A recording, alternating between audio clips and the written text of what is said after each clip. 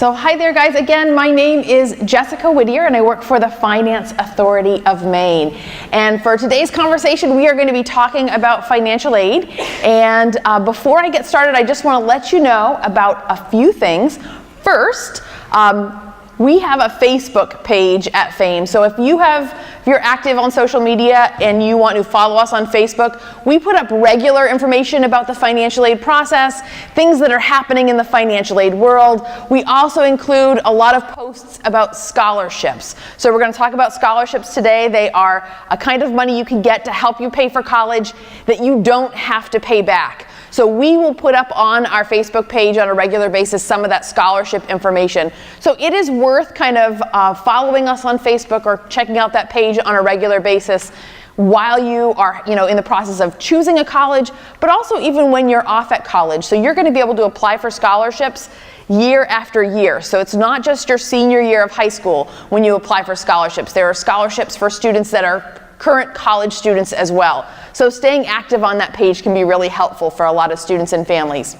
Also, we also have a mailing list that you can join. I'm just going to turn this so I can see it. We have a mailing list that you can join, and that mailing list will get you access to our emails. We send out emails about once a month for high school seniors, and then once you're in college, it's more like 4 times a year, so it's not as often. But while you are a high school senior, it's going to send you regular information about what's coming up in the financial aid process so that you can stay on top of that. So you can go to famemaine.com/join to get access to that page. I'm going to spend some time talking about the financial aid process, and everything I'm going to talk about today is inside that green book that you all have. So this little green book. So you can also get these, you can order them right from our website, so it's worth checking that out. But you can actually follow along in this presentation inside this book as we go. So if we continue to have technical difficulties, we'll just use the book. But we're going to talk about the process, the steps to financial aid. We're going to talk about the different types of money that you can get access to when you are a college student. We'll also talk about how do you bring down some of the costs for college. So how many of you guys have started talking to your families about paying for college and what that looks like and how much college costs, right? And sometimes that can be a really tough conversation to have because some of those colleges' price tags are pretty high. But we're going to talk about the financial aid that you could get to help you cover some of those costs. We'll also talk about things you can do today while you're still in high school that can help bring down your overall cost for college, but can also be useful once you're in college as well. So we'll talk about all of that. All right. So I am on page 7 in the book right now, if you guys want to follow along. So there are 3 steps in the financial aid process. The first step is to get ready. So that is what you are doing right now. You're here learning about financial aid, learning about the financial aid process, and hopefully you've started looking at colleges, right? So you're checking out what colleges have the degree programs that you want, maybe what colleges have the sports that you're interested in or the atmospheres that you are interested in. I will tell you, when I was in college, one of the most important things for me was the colleges with the best cafeterias, right? Where could I get a decent meal as often as I wanted? So those were things that were important. Doing that research is important right now, but when it comes to the financial aid process, as you find colleges that you're interested in, even remotely interested in, you want to be doing that college's net price calculator. So the net price calculator is a tool on every college's website. You will go onto the website, you'll find their net price calculator, you'll put in information about yourself and your family's financial situation. You'll actually answer pretty much the same questions that you're going to answer on the financial aid forms, and it is going to tell you today what that college would likely offer you for financial aid if you were a student there right now. So they'll show you what their cost is, they'll show you what kind of financial aid they're likely to offer you, and then it'll let you know where does that leave you, what's left for you to pay. So they use these tools to really give students an idea of what colleges cost and what kind of financial aid they can offer you. So we encourage you to use those net price calculators for every college that you're looking at. And as you get the results for those calculators, use them to have conversations with your families. So if you are wondering, what kind of resources does your family have to help you pay for college? Now is the time to have that conversation. It's really tough when you're a senior in high school and it's like April of your senior year and you've got into that college that you were dreaming of, right? Your number one school, you're so excited, it's exactly what you want. And then when you sit down to figure out how you're going to pay for it, it can be a real punch to the gut when you realize you don't have enough money to make that school possible. So start having those conversations now. Use those net price calculators to start those discussions with your family about what you can afford to pay, how much student loan is too much student loan, and we'll talk about that in just a minute. So do those net price calculators on every college's website. And then, while you're on the college's website, you should also be checking out their deadline. So most colleges have admissions deadlines, dates that they want your admissions applications in by. Many of them also have financial aid filing deadlines. So those are dates that they want you to get your financial aid forms done. Financial aid deadlines are just as important as admissions deadlines. And in fact, in admissions deadlines, sometimes you might be able to negotiate to get your stuff in a little bit later. But the challenge is with financial aid deadlines is the colleges give away all their money on those deadlines. So if a college has a deadline of January 15, that means on January 15, that college is taking all the students who applied on time and all of the money that they have to give away, and it is all going out the door on January 15. And there might be a little bit left over on January 16, but if you miss that deadline for that school, you could be out thousands of dollars in financial aid.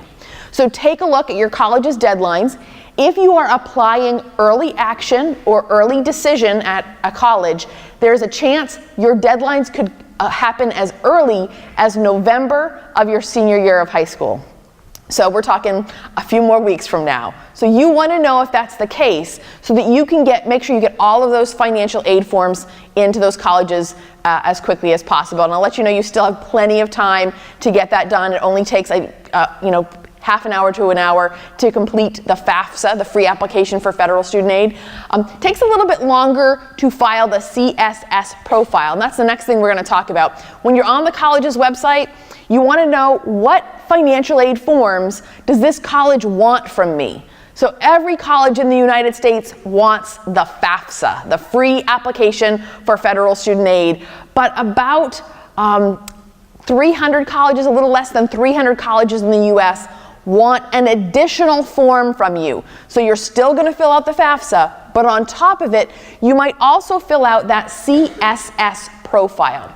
So the profile is a form asked for by colleges that tend to have more money to give away. So in Maine, we have 3 colleges that ask for the profile: Colby, Bates, and Bowdoin. So if you're looking at schools like that, know that you're probably going to need to fill out this extra form. The form is a little bit different from the FAFSA, and so there's just a couple of things to keep in mind. First, it's not free. So it will cost you $25 to fill out that profile and send it to one school, and then it'll cost you another $16 to send it to each additional school after that. Now, if you get free or reduced lunch, it is possible you can get some fee waivers to cover some of those costs, but most people are going to pay those fees when they submit those profiles. So find out if your college is asking for the profile. Another thing that makes it different besides it not being free is that it asks for more information. So if you as a student come from a household where your parents don't live in the same household, so your parents are divorced, separated, or they were never married and they live in separate households, you are likely going to need to provide both households' information, so custodial and non-custodial parents. So again, take a look at the college's website, find out if they want that profile. If they do, you want to go check out their website and learn a little bit more about that form and how to get that done, okay? So those 3 things: visit the college website, do the net price calculator, check out their deadlines, find out what forms they want from you. Then the next thing that you can do is to start getting ready to complete the FAFSA, the free application for federal student aid. Do any of you guys know, has anybody finished it already? You know, it's been up for about a week now, so yeah, we have a few people who've gotten it done. No worries if you haven't, plenty of time to do that, but it became available on October 1st. But in order to complete the FAFSA, every student needs an FSA ID. So this is like your login, username, and password. Every student needs an ID, and at least one parent in the household also needs an ID. So you're going to have 2 separate IDs. If you have an older brother or sister who has gone to college before, there's a chance your parent already has an ID, and so they don't need a new one. They can continue to use that ID that they had previously. Okay? So you still need an ID, and I believe you're going to have a workshop tomorrow that's going to help you get those IDs. And what I gave to you today, everybody's got this 1-page sheet, and on one side it has instructions on how to get your ID, and on the other side it has a place to write everything down. So here's the deal. The federal government has worked really, really hard to make the FAFSA easy. So they've done a lot of work to make it simple and easy to get through. But they've also done a lot of work to make sure it is secure. They want to make sure nobody else can break into your application and get your information. The way that they secured your FAFSA information is by having you create this FSA ID. The ID is a pain in the hootenanny. So it is the challenging part of this process, is actually getting an ID and using it every year, because they make you pick a password that is really very complicated, usually not one that you use on a regular basis, and then you use it once a year. What happens if you only use something once a year? Right, you forget it. So we created this worksheet so that you can write everything down.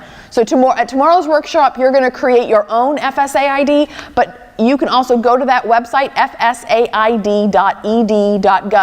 and have your parents create theirs tonight if they don't already have it. Okay? So use this. You can get these worksheets right off of our website as well, so you can find them there. So work on getting your FSA ID. Just a couple pointers about that ID. You need an email address. You cannot share the same email address as somebody else. So it has to be your own unique email address.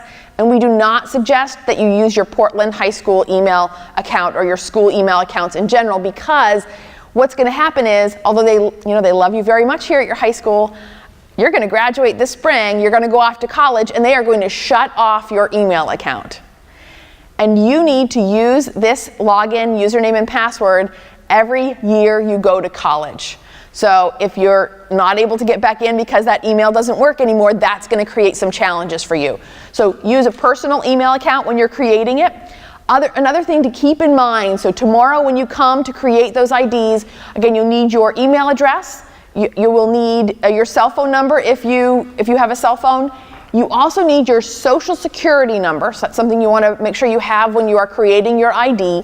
And obviously you need to know things like your name and your address and those things as well. So come prepared to kind of put all of that information in. Yeah, so if you've already got your FSA ID done, you can look for scholarships. Yeah. All right. So you guys will have an opportunity to do that right here at your high school tomorrow. Don't forget to bring your social security number so that you can you can create that FSA ID. But again, remember that you need one for you. You also need one for at least one of the parents in your household. Okay. The other thing that you can be doing right now is to be looking for scholarships. So there are lots of scholarships out there.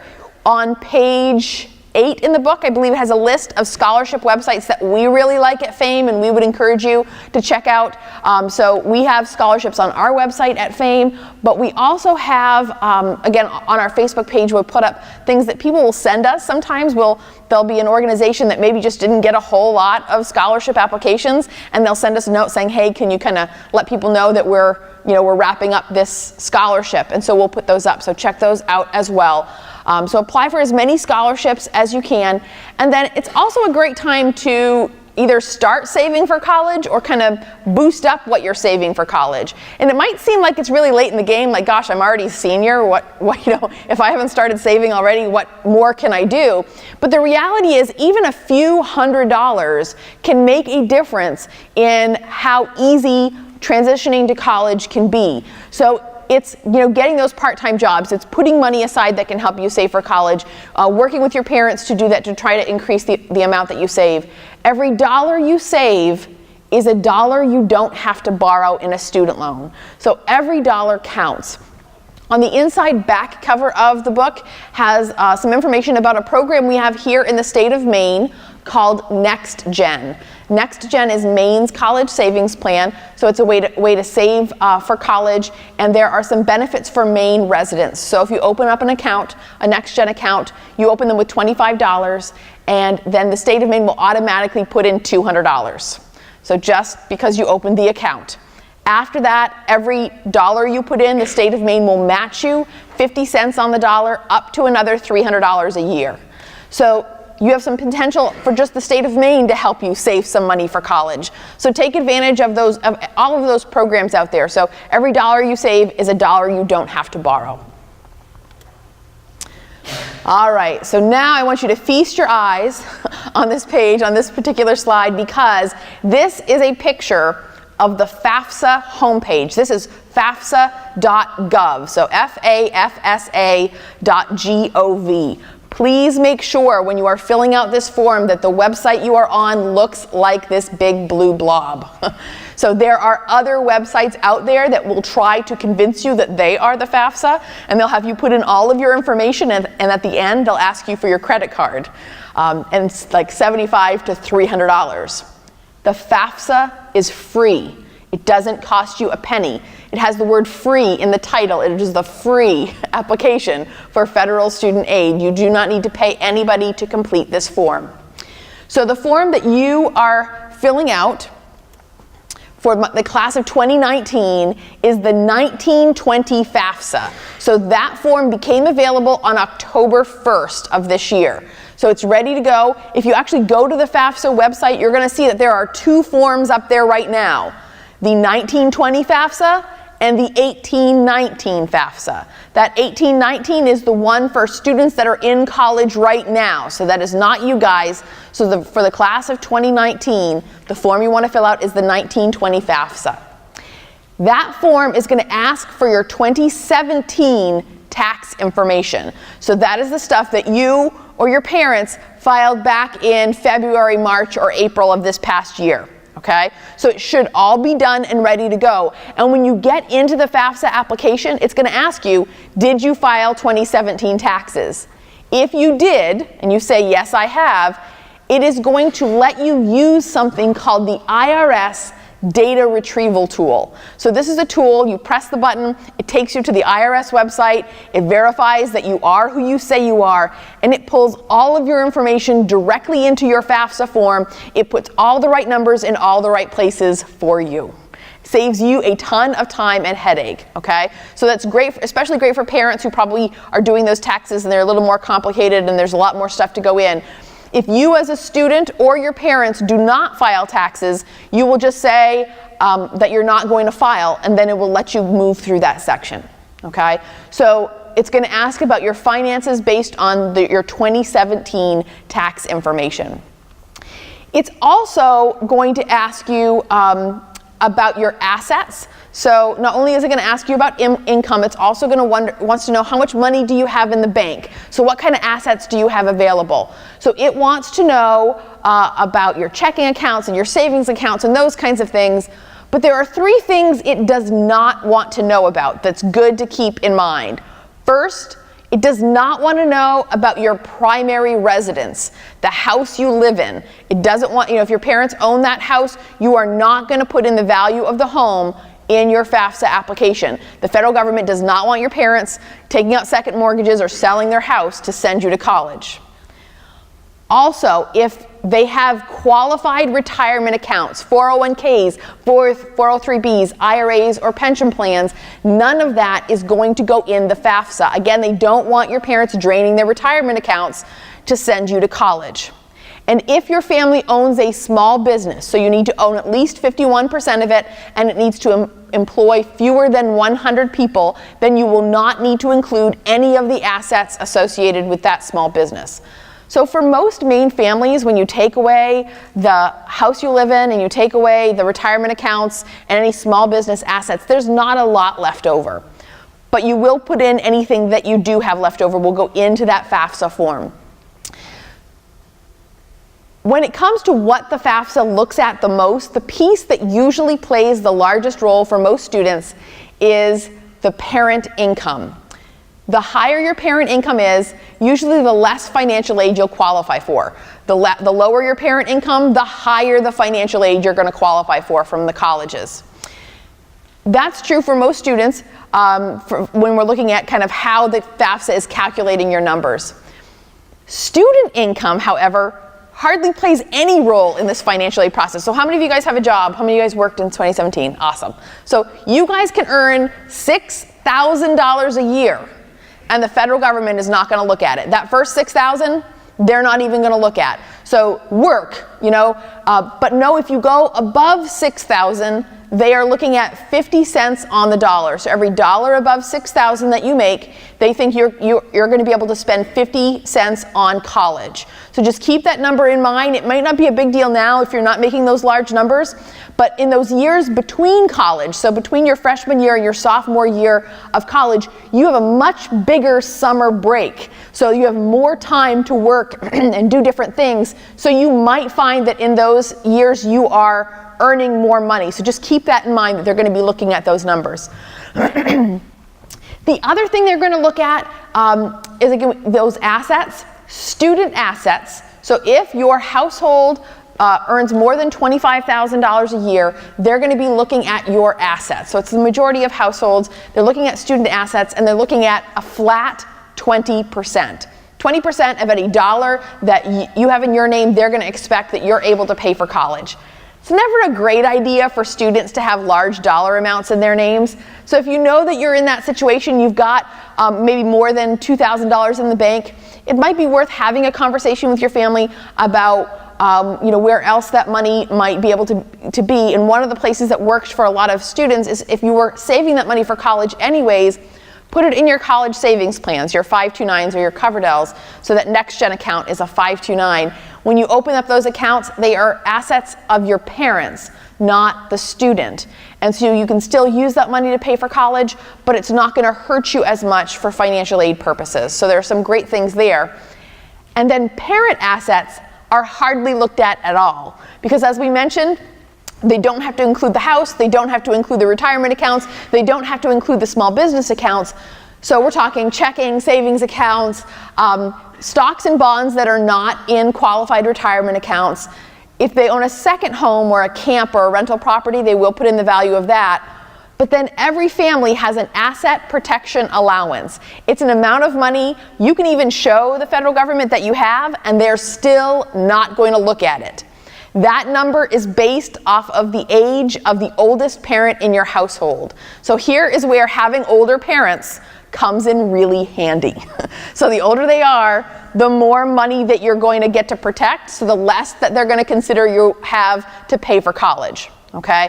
So who is your parent? So this is, I think, one that a lot of families kind of struggle with a little bit, but who is your parent on the FAFSA? So the way that the FAFSA has set this up, you will only include the information from one household. So if you as a student, when you are filling out that FAFSA form, want to think about where did you live most in the last 12 months, and that is the household that you are going to file the FAFSA with. So if your biological or adoptive parents live in the same household, then that's where you live, then that's the household you're going to use. But if your biological or adoptive parents are divorced, separated, were never married, they live in separate households, you are going to use the information for the household that you lived in most. So it's going to include your information and that parent's information. And if that parent is remarried, so if you have a step parent, you are going to include step parent information in the FAFSA, even if your step parent has absolutely no intention of helping with paying for college. Because they are not asking for both of those biological or adoptive parents, they have to go with that household number. So in those scenarios, you will use step parent information as well. So even though I've talked a lot about all the things that go into the FAFSA, and so much of it is information about your parents, I want you all to remember whose financial aid form this is. It belongs to you, the student. So you want to keep that in mind as you are completing the form. Every question that they're going to ask, they're going to talk to you like they're talking to you. So they're going to be speaking to the student. So if you have parents helping you fill out these financial aid forms, please make sure that they know that as well, so that when it asks for mother's maiden name, they're not putting Grammy's maiden name in there, okay? We want the student's mother's maiden name. So just kind of keep that in mind when you're filling out that financial aid form. So again, it became available on October 1st. We encourage you to try to get it done in the month of October. And so we have events all around the state of Maine, and we have some right here at your high school where you can get help filling out that form if you need that help. So you can check out our website and we can talk about when we'll be doing it here in Portland in just a minute. So the next step, so once you have filled out that FAFSA, so we've kind of prepped for the FAFSA process, we filled out the form, and the last step is to follow up. So these are the things that come next. So first, when you press submit on the FAFSA, you will have listed inside the form all of the colleges you want to get the information. You can list up to 10 schools. Those schools are going to get that information. If you have more than 10 schools on your list, what you're going to do is you're going to wait 1 to 3 days for that FAFSA to process. And then when you get an email that tells you that your student aid report is ready, that tells you can go back into the FAFSA form, delete some of those colleges out of your list, and add the rest and send it on its way. And we see this more recently because so many families are filling out these FAFSAs early in the college selection process, so you might still have a pretty big list of schools that you're looking at. If you are looking at more than 20 schools, please talk to your school counselors and see if you can narrow that down. But for most of you, you can use that process. If you have more than 10 schools, you can delete a few and add them in. But 1 to 3 days after you file your FAFSA, you are going to get access to your student aid report. This is a list of every college on the FAFSA, and so this is a list of every question on the FAFSA and how you answered it. So you want to go through that list and make sure everything looks right. Here is where you will catch any of the errors that you might have made while you were completing the form. If you find a mistake, all you have to do is log back into the form, fix the mistake, and submit the FAFSA again, okay? It's pretty easy. You can actually make up to 25 corrections on the FAFSA form, so most students are never going to have to use that many. But know that it's there and you can use it and it works pretty well. And then they're going to send all of those updates to all of your colleges. And then about 1 out of every 3 of you, so look to your right, look to your left, 1 of you guys is going to be selected for verification. So that is the process where the federal government keeps us honest, right? So they want to check your work. So the colleges you are applying to are going to send you a communication if you were selected for verification. The challenge is every college does it differently. So some of them are going to mail you a letter to your house, which is great because at that point you can open the letter, you can share it with your parents, everybody's got the information, you make sure that you follow up and do whatever it is that the college is asking you to do.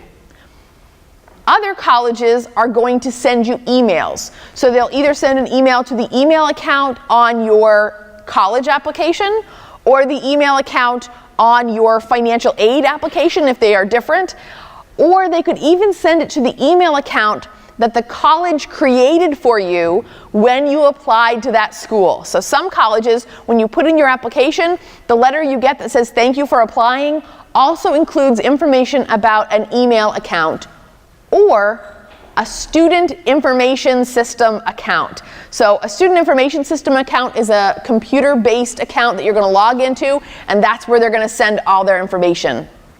It's really important for you as you are looking at colleges to know how are they going to talk to you going forward. So make sure as you choose colleges to apply to that you're having these conversations, or at least checking in. Hey, XYZ college, how are you going to communicate with me going forward? Because if you are selected for verification, you have just a short window of time that you want to take before you get them all the information they're asking for. So read what they're asking for, make sure you're getting that information back to them, because they are not going to process your financial aid until you have given them all the forms that they're looking for. So make sure that you know how they're going to communicate with you and you are checking those forms of communication. How many of you guys check your email every week?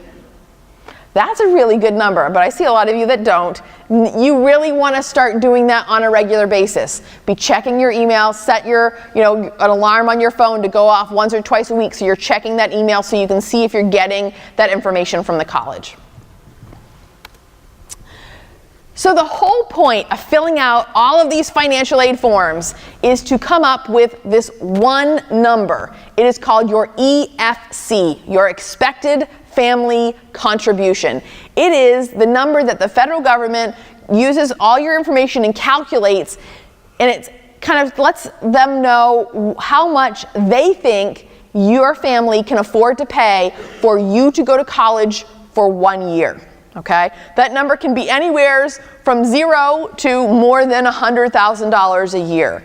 Right now, what we are seeing is that expected family contribution number is usually somewhere between 20 and 30% of your annual household income. So when you look at, your parents' income, it's somewhere in that ballpark. However, it is not necessarily what you are going to pay for college. So it's the number they come up with.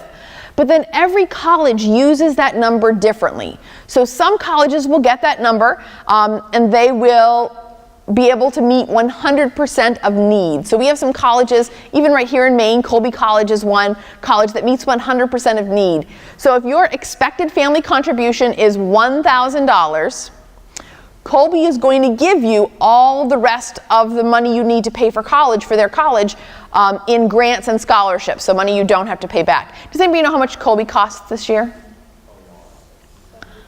A lot. So it's more than $70,000. I think it's like $72,000 this year, pretty close to it. How many of you guys have $72,000 in your back pocket ready to go for college? Ooh, we got a couple hands. That's nice. All right, good for you. The reality is most people don't have that kind of money ready to go for college. But a school like Colby, if you can only afford $1,000, they're going to give you all the rest of it. So if it's $72,000 to go there, they're going to give you $71,000 in a grant, money you don't have to pay back. Other colleges, if your expected family contribution is, let's say, $10,000, and you're going to go to Southern Maine Community College and you're going to live at home, do you guys know how much that will cost for 1 year at SMCC, tuition, books, and fees if you're going to live at home with your parents? Less than 10, so 10,000 if you live on campus. But if you're not going to live on campus, it's about $5,000. So if your expected family contribution is $10,000, but it only costs $5,000 to go to school, obviously you don't have to pay $10,000. It's going to cost you less than that. And so those are just a few of those scenarios, but the vast majority of colleges are going to gap you, which means you fill out your financial aid forms and your expected family contribution is $10,000, but the college wants you to come up with $12,000 or $15,000 or $20,000. So it's different for every school. It's not that the colleges don't want to give you the money, it's that they just don't all have the money to give. So how are you going to find out which colleges will give you better financial aid packages?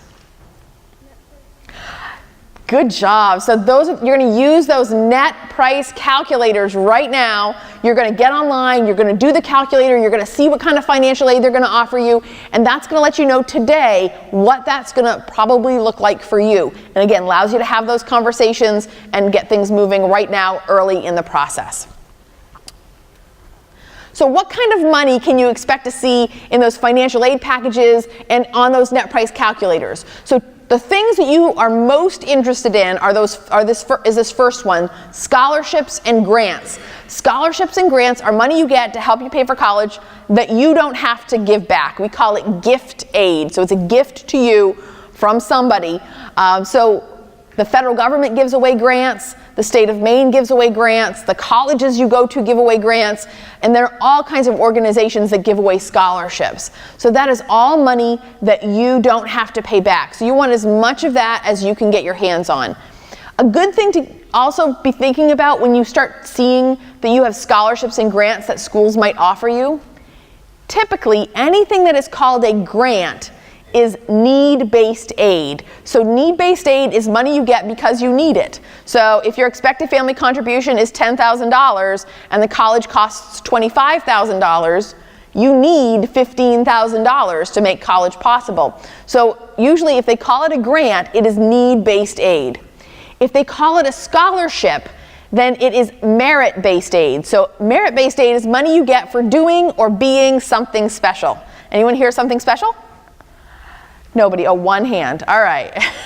So one of the things we see most commonly with merit aid is academics. So good grades in high school can get you academic merit aid in college. So scholarships that are going to help you cover those costs. But you can get merit aid for playing sports. You can get merit aid because you have some kind of attribute. There's something about you that the college is really interested in. So we see a lot of our students from Maine that are heading to colleges in the Southwest, to like Arizona and New Mexico, get some pretty nice scholarships.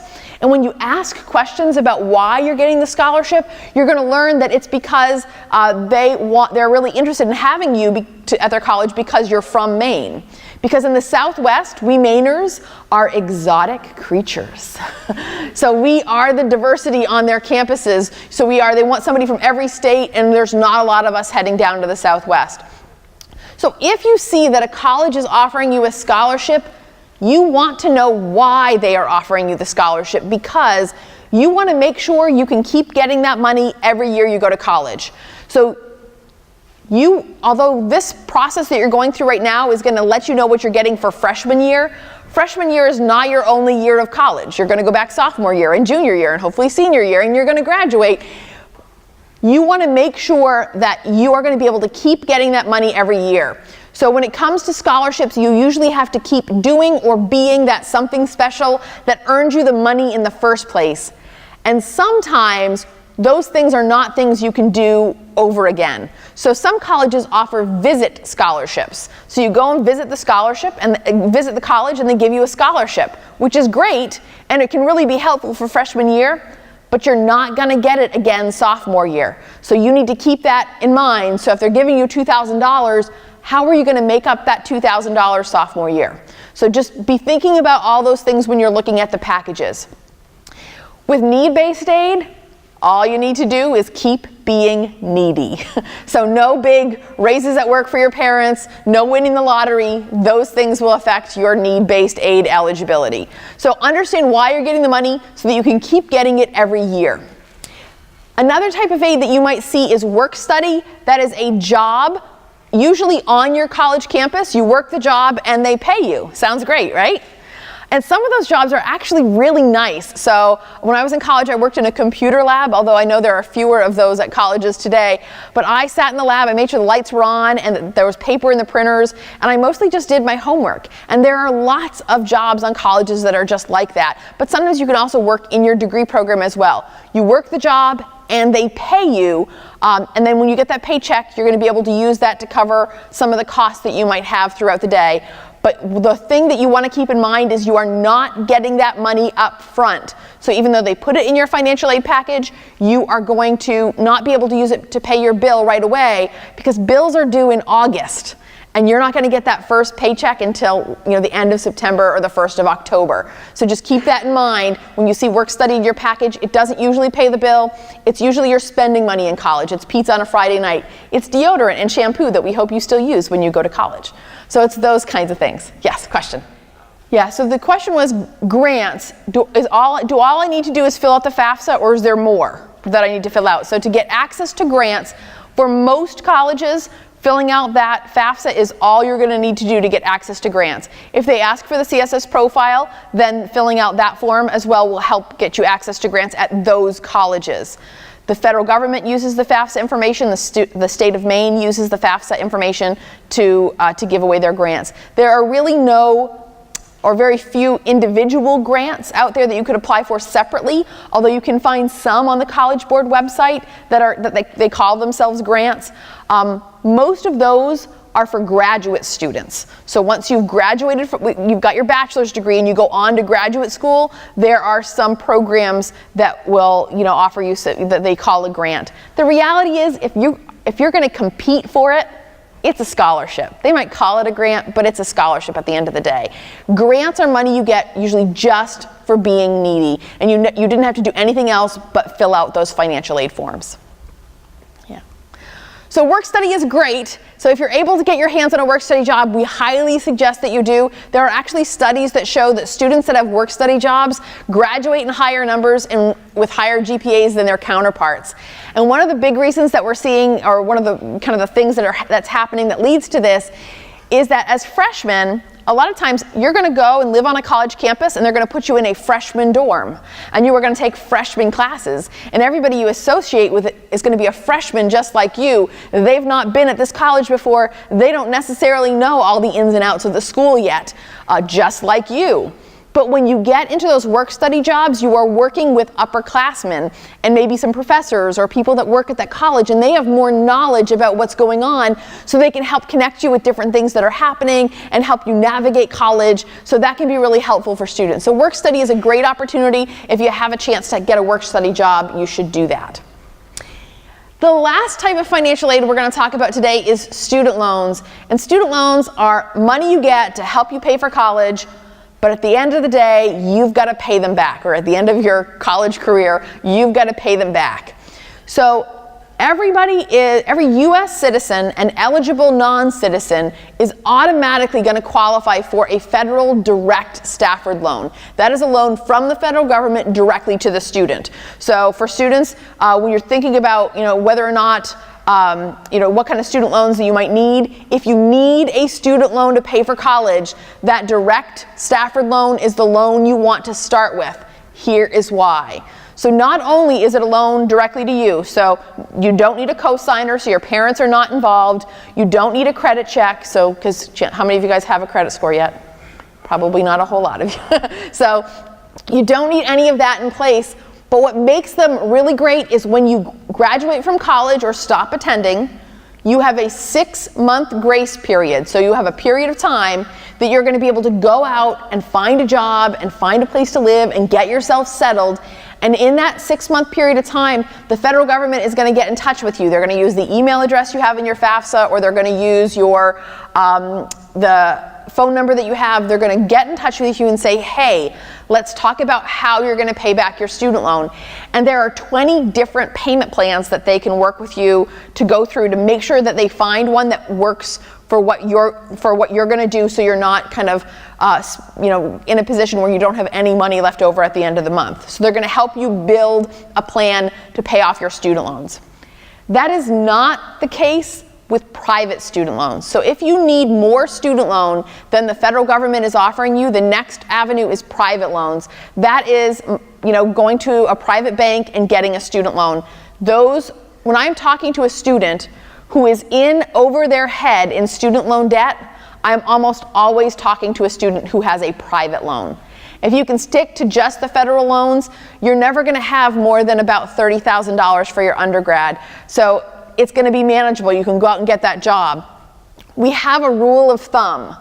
You never want more total student loan debt than the starting salary for the job you want to go into. So page 5 in the book has a website that I really, really like. It is called careeronestop.org. You can go to that website, go to their salary calculator. You can put in information about the job you want to do and anywhere in the country you want to live. And they're going to give you the low end to the high end of what you will earn in that job, in that location. That low end is your starting salary. That is your number. You want to make sure that your total student loan debt doesn't go above that number. So for those of you that are heading into college and are looking at a job that just requires an associate's degree or a bachelor's degree, again, you want to really look at that number and make sure that your student loan debt is going to stay below that number.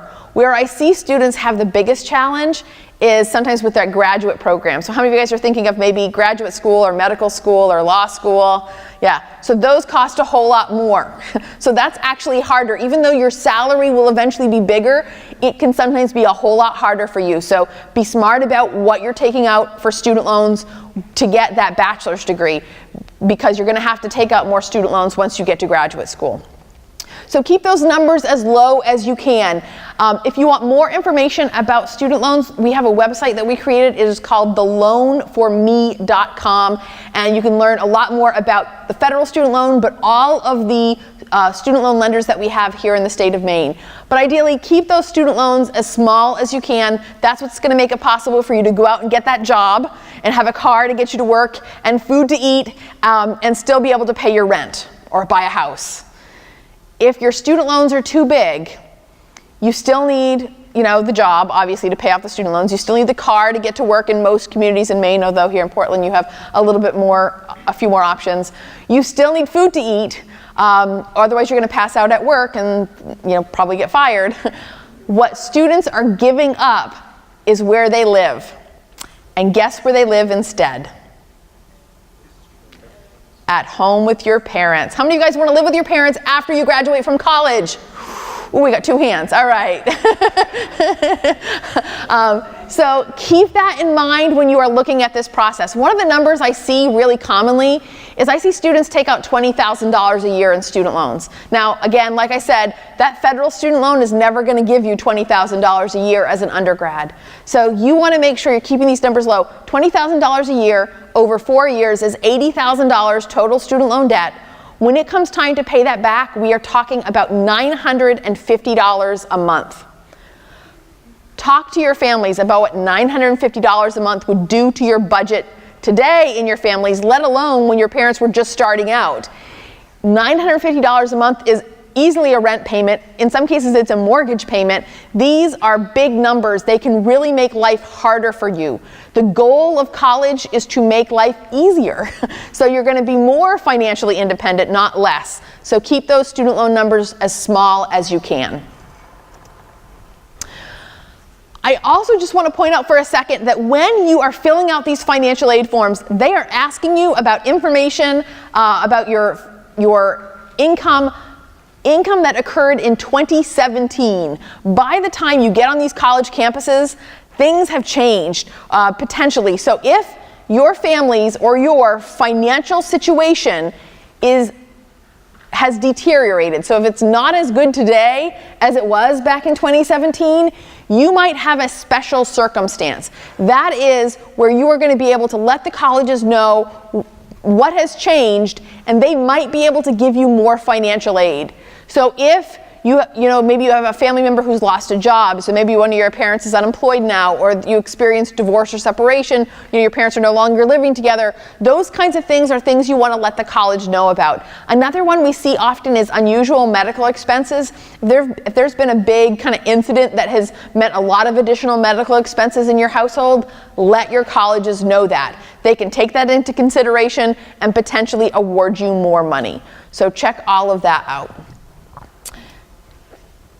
Then you want to think about how you can bring down the overall cost for college. So what are things you can do today as a high school senior that can mean that next year you're not paying as much? So one of the things that you can consider is the opportunity to take college level classes while you're still in high school. So I know here at Portland High you certainly have that opportunity. Talk to your school counselors about what might still be available to you. Those things can save you a whole lot of money.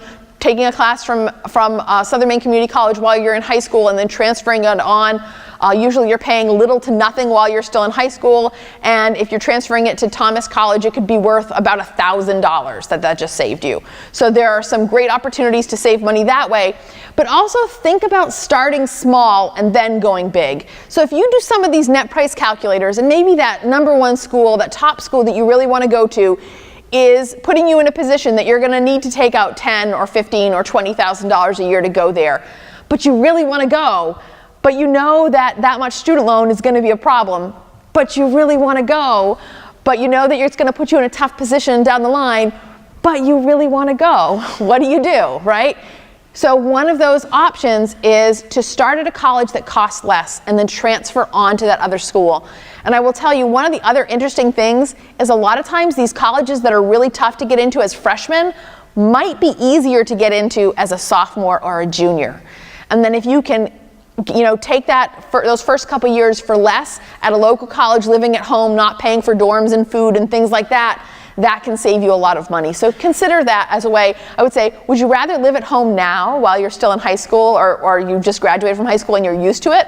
Or would you rather live at home after you've graduated from college? Okay. So another thing you want to think about is meal plans. So if you're going to be on a college campus, you might not need to buy the Rolls Royce of meal plans. So usually as a freshman, they make you do 3 meals a day, 7 days a week, which sounds reasonable, right? Except in college, you're going to get to pick your own classes. And maybe you decide you don't want to take any classes before 11 o'clock in the morning. So you're never getting up for breakfast. And that is 7 days a week that you're not eating breakfast. That's that's money that you're paying for a meal that you're not eating. You might also work at a pizza place or a fast food place as a part-time job, and you're getting some meals there, and then you're not eating them on campus. So think about that as you're kind of going through this process. So reducing those meal plans can sometimes save you a whole lot of money. Some other thoughts, travel expenses. If you are going to travel far from home, are there other people from your area going to the same college? And can maybe your families take turns transporting you to and from school? If you're going locally, can you carpool with somebody? Can you use public transportation? So a lot of the local colleges here in Portland, if you're a student, you can get free transportation and public transportation. So that'll get you to and from school without having those additional costs. So look for those opportunities. And guys, every college is going to require you to have health insurance when you are a student. If you already have health insurance, you just need to prove it to the college, and they will not charge you for health insurance from the college. But if you don't have health insurance, then you're going to have to pay that amount. So it might be worth looking around and seeing if there are better options for health insurance for you ahead of time. If you have Maine Care and your plan is to leave the state of Maine, Maine Care does not work in other states. So you are going to need to find an alternative option for healthcare. So be thinking about those things while you're going through this process. And then books and supplies. The most expensive way to buy a book is a brand new book from the college bookstore. Shop around. So look for other opportunities to buy books that are used. Maybe rent your textbooks. Another great thing you can do now is you can rent ebooks. So I was working with a student, she's up at the University of Maine at Orono. She was buying an accounting book. The accounting book at the bookstore, so if you're looking at the bookshelf, the accounting book was $98, brand new. And right next to it for $15 was the code to rent the ebook for the semester for $15. $98 or $15. So do the math. She was taking an accounting class. She did the math. So it was definitely better for her to rent that textbook. So be thinking about those kinds of things. Find ways to bring down those costs of your textbooks.